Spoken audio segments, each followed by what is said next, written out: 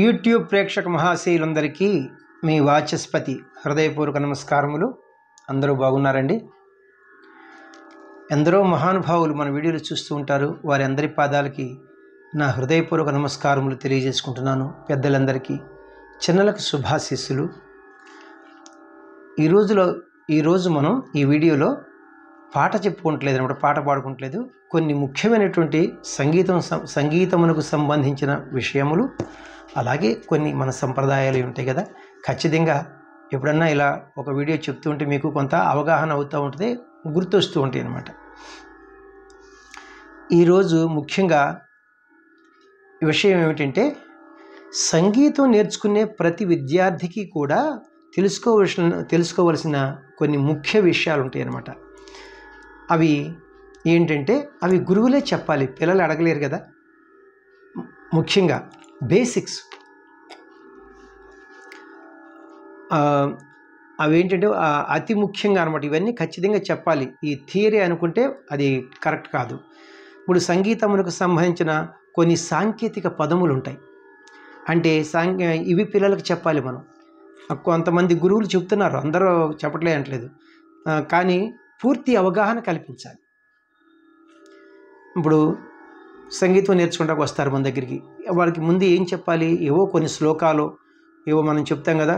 మాతృదేవో భవ, పితృదేవో భవ, ఆచార్య దేవో భవ, అతిథి దేవో భవ, గురుర్బ్రహ్మ గురుర్విష్ణు గురుర్దేవో మహేశ్వర, గురు సాక్షాత్ పరబ్రహ్మ తస్మై శ్రీ గురవై నమః. శుక్లాంబరధరం విష్ణుం శశివర్ణం చతుర్భుజం ప్రసన్నవదనం ధ్యాయేత్ సర్వవిఘ్నోపశాంతయే. శ్రీ సరస్వత్యై నమః, శ్రీ ఆంజనేయాయ నమః, శ్రీ అష్టలక్ష్మీభ్యో నమః, శ్రీ సర్వదేవతాభ్యో నమః. ఇది మన సంప్రదాయం అన్నమాట. మరి ఈ శ్లోకాలు చెప్పిన తర్వాత వెంటనే పిల్లలకి, సంగీతం నేర్చుకుంటున్న పిల్లలకి మనం ఏం చెప్పాలి? మరి సంగీతం పేరేమిట్రా అని మనం అడగాలండి. వాళ్ళు కొత్తగా వచ్చిన వాళ్ళు తెలియదు కాబట్టి మనం చెప్పాలి. సంగీతం పేరు కర్ణాటక సంగీతం అంటారు. దీనికి ఇంకొక పేరు శాస్త్రీయ సంగీతం అంటారు. మరి ఇంగ్లీష్లో క్లాసికల్ మ్యూజిక్ అంటారు. కర్ణము అంటే చెవి, చెవికి ఇంపుగా ఉన్న సంగీతమును కర్ణాటక సంగీతం అంటారు. చాలామందికి అవగాహన ఉండదు, అదే అందరికీ అంటలేదు నేను. అలాగే శాస్త్రీయ సంగీతం అంటే ఏమిటి? ఒక శాస్త్రానికి కట్టుబడి ఉన్నటువంటి సంగీతం ఉంది. ఇప్పుడు మనకి మోహన రాగం ఉంది, అందులో మాని అనే 2 స్వరాలు ఉండవు అనమాట. మనీ లేని రాగం మోహన రాగం అని చెప్తాం. హరికాం భోజి రాగ జన్యం ఇది.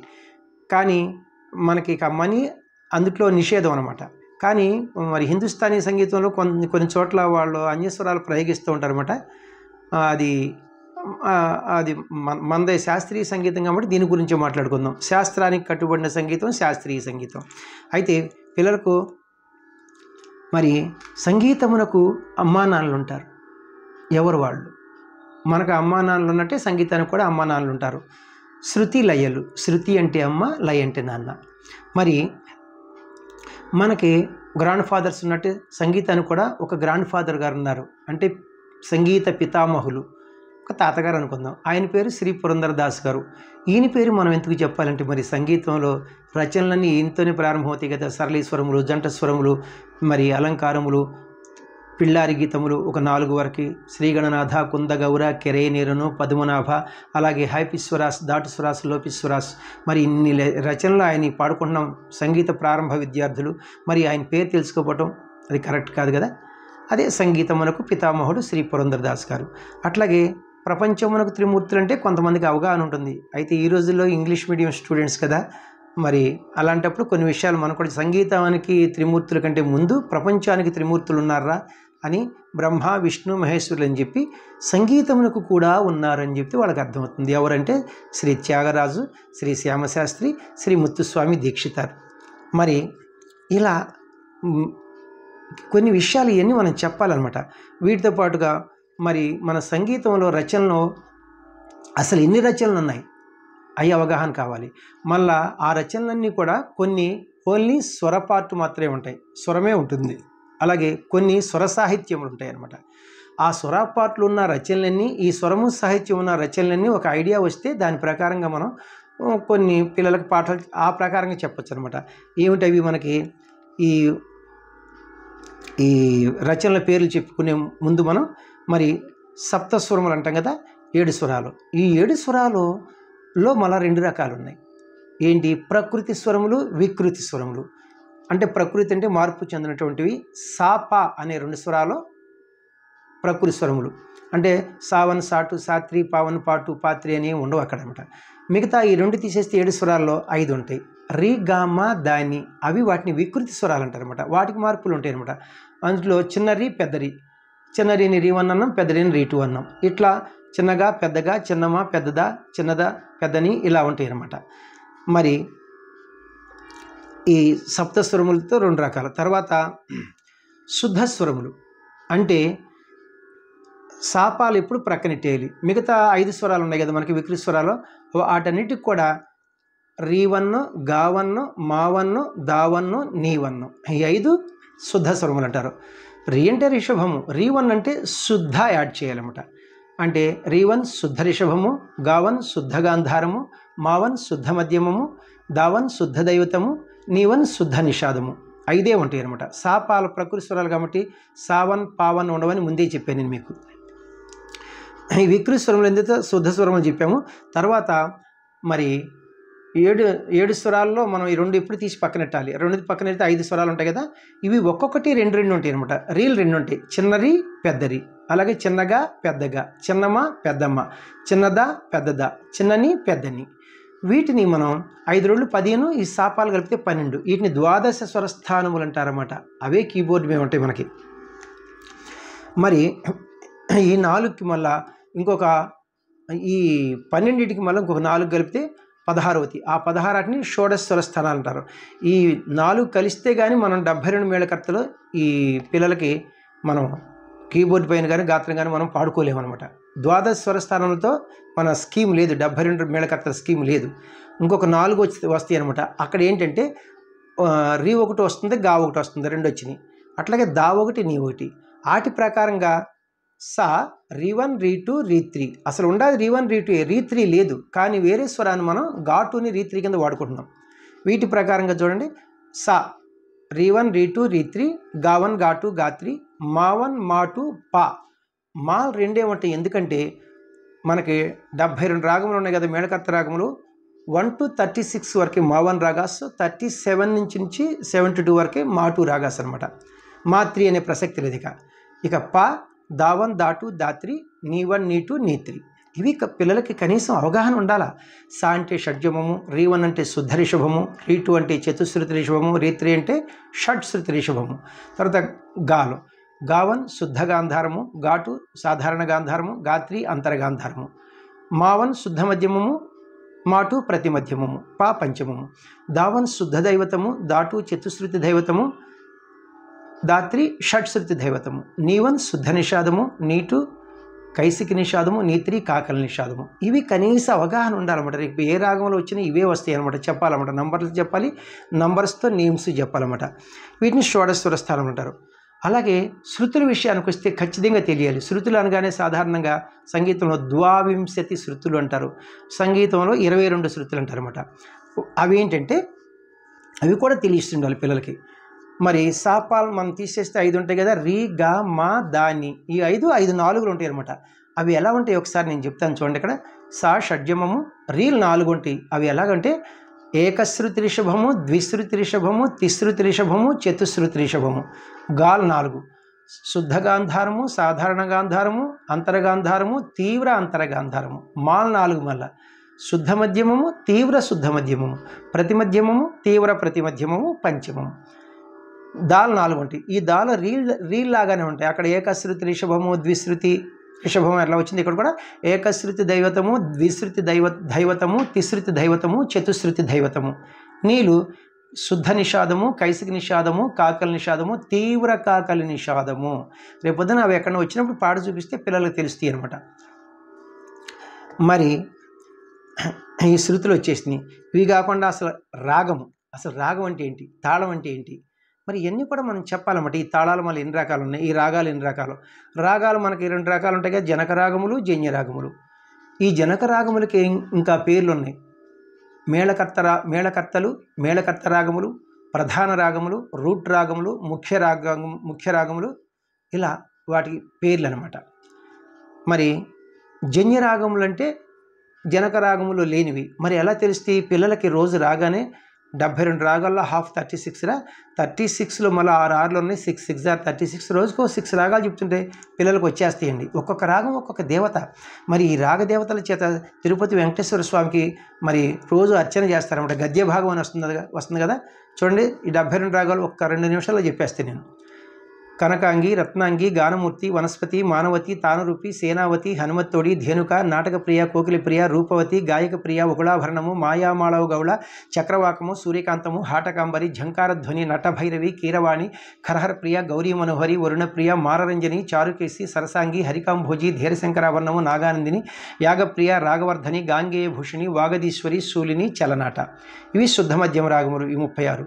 ప్రతిమధ్యం రాగములు సాలగము, జలార్ణవము, ఝాలవరాళి, నవనీతము, పావని, రఘుప్రియ, గవాంబోధి, భవప్రియ, శుభపంతువరాళి, షడ్విధ మార్గిణి, సువర్ణాంగి, దివ్యమణి, ధవళాంబరి, నామనారాయణి, కామవర్ధని, రామప్రియ, గమనశ్రమ, విశ్వంభరి, శ్యామలాంగి, షణ్ముఖప్రియ, సింహేంద్ర మధ్యమము, హేమవతి, ధర్మవతి, నీతిమతి, కాంతామణి, వృషభప్రియ, లతాంగి, వాచస్పతి, మేచకల్యాణి, చిత్రాంబరి, సుచరిత్రము, జ్యోతిస్వరూపిణి, ధాతువర్ధని, నాసికాభూషిణి, కోసలము, రసికప్రియ. ఇలా కంటో కనుపాఠంగా వచ్చేయాలన్నమాట. మరి ఈ జనక రాగములు లేనివి జన్య రాగములు, అవి వచ్చినప్పుడు మనం చెప్పుకోవచ్చు అనమాట. అయితే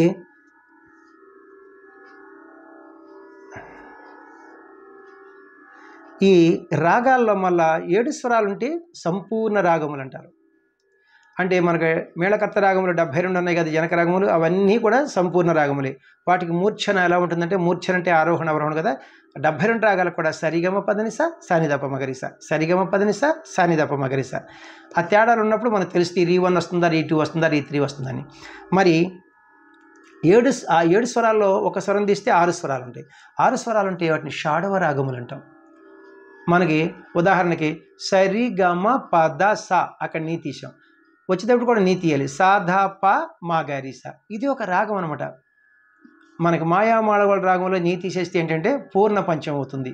అలా దా తీసేస్తే ఏమవుతుందంటే కృష్ణవేణి, అంటే సరిగమ పనిస, సానిప, మాగరిస.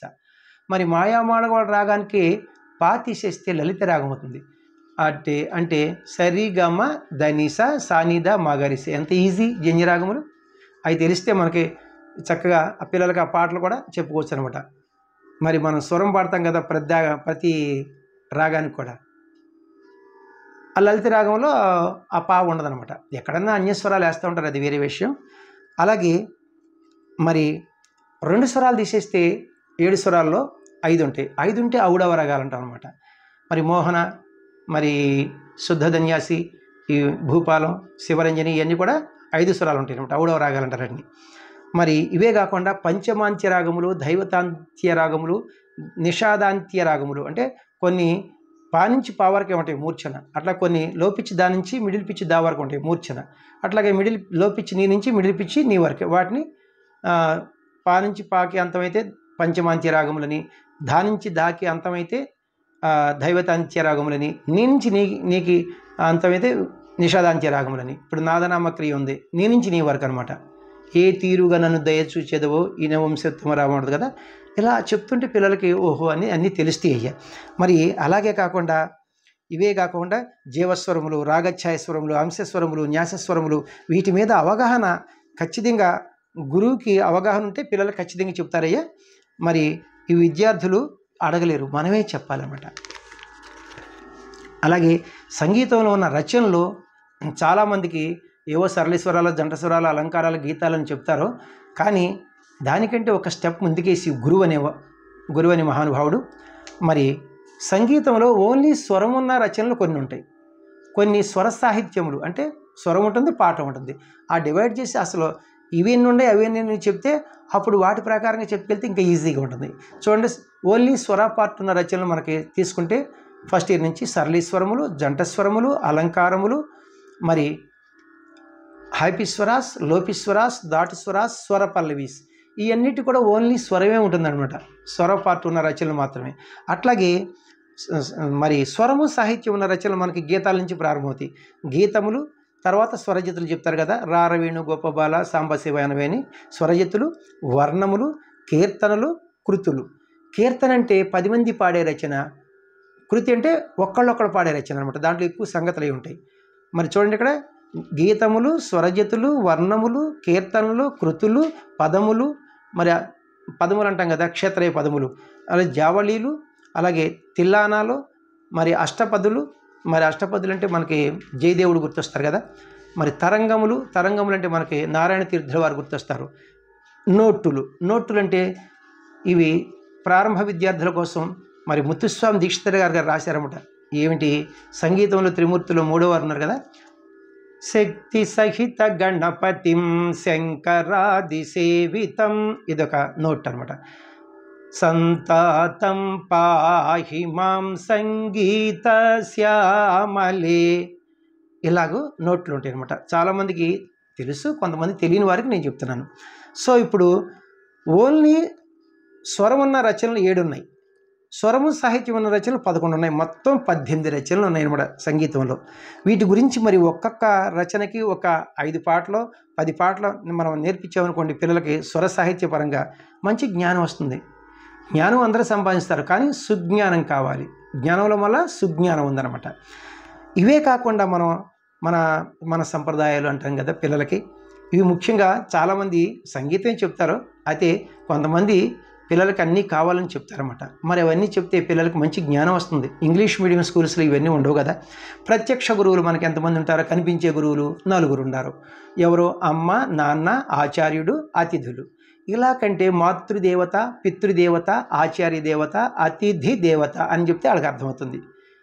మరి కనిపించని గురువులు ఒక 8 ఉన్నారు. వారు ఎవరంటే పిల్లలకి చెప్పాలి ఇవన్నీ. వాళ్ళని ప్రాతఃస్మరణీయులు, అది కాదు నిత్యస్మరణీయులు అనమాట. రోజు నిత్యం వాళ్ళ పేర్లు తలుచుకుంటే మనకు పుణ్యం వస్తుంది, మనకి అనేక రకాలుగా శుభములు కలుగుతాయి అనమాట. కనిపించని గురువు, పరోక్ష గురువులు అంటారుగా, ఇన్విజిబుల్ గురుస్. చూడండి, శ్రీ గురు దత్తాత్రేయ స్వామి, శ్రీ శ్రీకృష్ణ పరమాత్మ, శ్రీ వేదవ్యాస మహర్షి, శ్రీ ఆదిశంకరాచార్యులు, శ్రీ రామకృష్ణ పరమహంస, ఆయన శిష్యుడు శ్రీ స్వామి వివేకానంద, శ్రీ షిరిడి సాయిబాబా, శ్రీ పుట్టపర్తి సాయిబాబా. మళ్ళా వీటితో పాటుగా ముఖ్యంగా చదువుకునే విద్యార్థులకి సరస్వతీదేవికి ఎన్ని ఎడ్యుకేషన్ గాడెస్ అంటారు కదా, సరస్వతీదేవికి ఎన్ని పేర్లు ఉన్నాయి, అవి కూడా శ్లోకం ఉంది. శ్రీ సరస్వతి ద్వాదశనామ స్తోత్రం, సరస్వతి త్వీయం దృష్ట్యా వీణా పుస్తకధారిణి, హంసవాహన సమాయుక్త విద్యాదాన కరీన్నమః, ప్రథమం భారతీనామం, ద్వితీయం చ సరస్వతి, తృతీయం శారదాదేవి, చతుర్థం హంసవాహిని, పంచమం జగతి ఖ్యాత, షష్టమం వాగీశ్వరీ తథా కౌమారీ, సప్తకం ప్రోక్తమష్టకం బ్రహ్మచారిణి, నవమం బుద్ధిధాత్రీ చ, దశమం వరదాయిని, ఏకాదశం క్షుద్రఘంటా, ద్వాదశం భువనేశ్వరీ తథా ఫలశ్రుతి బ్రాహ్మీ, ద్వాదశ నామాని త్రిసంధ్యం యః పఠేన్నరః సర్వసిద్ధికరీం తస్య ప్రసన్నా పరమేశ్వరి, సామే వసతు జిహ్వాగ్రే బ్రహ్మరూపీ సరస్వతి. ఇది శ్రీ సరస్వతి ద్వాదశనామ స్తోత్రం సంపూర్ణం. ముఖ్యంగా విద్యార్థులకి ఇవి తెలియాలి నాన్న. మరి ఇలా చెప్పచ్చు, ఇలా కాకుండా భారతీదేవి, సరస్వతీదేవి, శారదాదేవి, హంసవాహిని, జగతి ఖ్యాత, వాగీశ్వరి, కౌమారి, బ్రహ్మచారిణి, బుద్ధిదాత్రి, వరదాయిని, క్షుద్రగంట, భువనేశ్వరి. అలాగే పిల్లలకి చిరంజీవుల పేర్లు చాగంటి గారు చెప్తూ ఉంటారు. మహానుభావులు చాలామంది ఉన్నారు, గరికపాటి వారు. మరి ఆ చిరంజీవుల పేర్లు మనం తలుచుకుంటే రోజు కూడా మనకు ఆయుష్ పెరుగుతుంది, లైఫ్ స్పాన్ పెరుగుతుందంటారు. మరి ఒక చిన్న శ్లోకం చూడండి.